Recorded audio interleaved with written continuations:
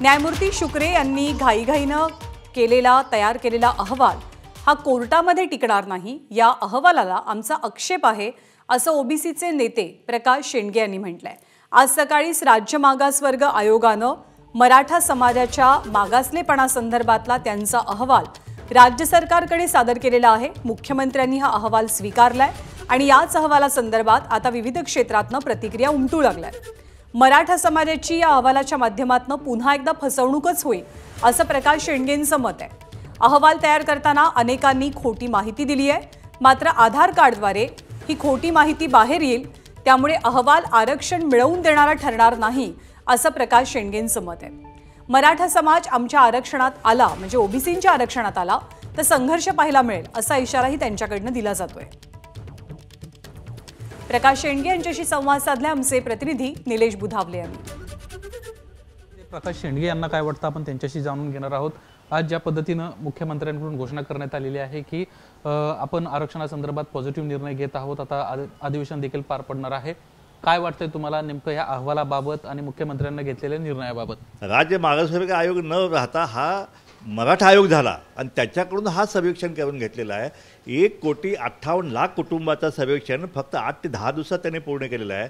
म्हणजे अत्यंत घिसाडघाईने हा सर्वेक्षण करण्यात आलं आणि त्यामध्ये सगळ्या चुकीच्या माहित्या, म्हणजे बंगला असेल तर झोपडी लिहायची, पक्का घर असेल तर झोपडी लिहायची, सर्व्हिस असेल तर आम्ही रोजंदारी म्हणून बागायत जमीन असेल तर कोरडं म्हणून लिहितो, अशा प्रकारे हे जे सर्वेक्षण केलं आहे आणि ते सगळं त्यांनी सांगितलं लिहिलेलं आहे आणि तशा सूचनाही दिल्या होत्या। परंतु घोटाळा कुठं झाला यांच्या लक्षात येत नाही की त्यांनी आधार कार्ड नंबर ओरिजिनल दिला आणि जी माहिती दिली ती माहिती चुकीची दिलेली आहे। त्यामुळे हे उद्या सगळं भांडं फुटणारच आहे आणि इतक्या घिसाडघाईनं हा सर्वेक्षण करून अशा प्रकारे त्यांना मागासवर्गीय करायचं आणि मग त्यांना आरक्षण द्यायचं, हा जो विषय आहे हा विषय मला वाटते की हे षडयंत्र आहे की मराठा समाज हा ओपन कॅटेगरीतला आहे आणि 96 कोटी मराठ्यांना मागासवर्गीय मान्य आहे का ते नाही म्हणून सांगतायत। त्यामुळे मराठा समाजामध्ये सुद्धा अनेक त्याच्यामध्ये प्रवाह आहेत की त्यांना मराठा म्हणून आरक्षण पाहिजे आणि हे मराठा म्हणून आरक्षण जरी दिलं तरी हे तर मागासवर्गीय करून देणार आहेत, हे कसं टिकणार आहे?